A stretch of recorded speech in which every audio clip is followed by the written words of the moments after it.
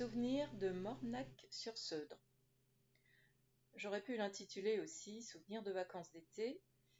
Mornac-sur-Seudre, c'est un charmant petit village touristique et artisanal qui se situe en Charente-Maritime. Je vous le conseille vivement si vous allez dans cette belle région. Voilà, parce qu'il y a beaucoup d'artistes et puis c'est très agréable à visiter. C'est une très belle région. Alors, donc, pour réaliser donc une vue de Mornac, je vous propose de le réaliser au pastel. Donc voilà, je viens de vous montrer une gomme mie-de-pain, des crayons pastel, voilà, de plusieurs couleurs pour travailler le détail. Donc crayon pastel blanc, crayon pastel bleu, que je vais principalement utiliser donc, sur ce dessin. Crayon pastel rouge, j'ai un peu toutes les couleurs. Pastel à l'écu. Voilà, je viens d'acheter cette boîte, elle est toute neuve. Donc là, je viens de l'ouvrir pour la découvrir ensemble. J'adore les pastels à l'écu. Il y a plein de dessins sur les réseaux sociaux ou même de tutos. Le résultat est magnifique, je trouve. En plus, c'est super agréable à travailler. C'est une technique que j'aime beaucoup. Donc là aujourd'hui on va travailler sur du canson, hein, papier canson classique pour toute technique. Voilà un exemple de bâton, voilà, c'est super agréable. J'adore cette texture, ces outils-là dans ma main.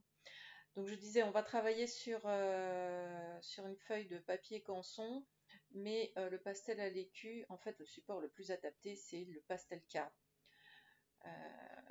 Voilà, une pince croco, pas oublier, donc pour bien maintenir la feuille canson, le support.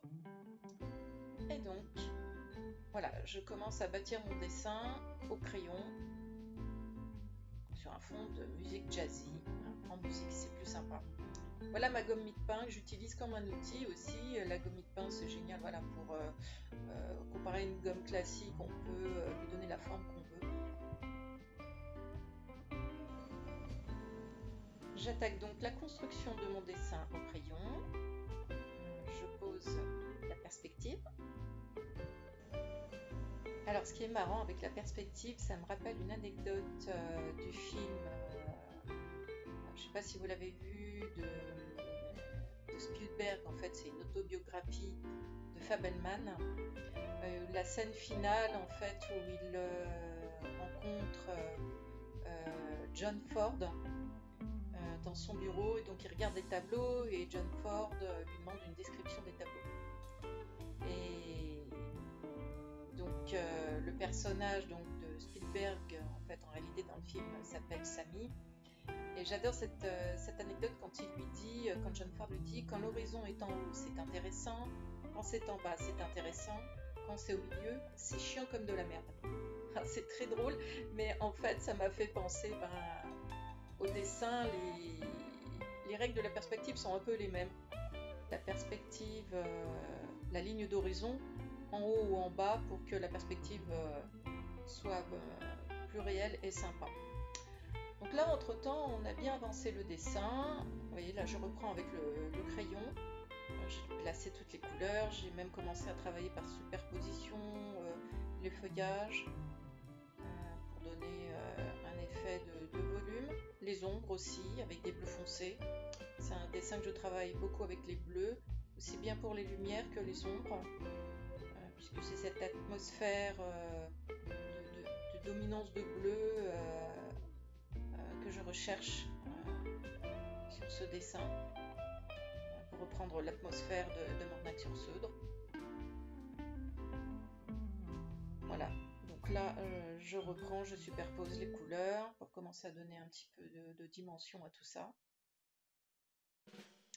Je reviens au crayon pour travailler le pavé de la rue.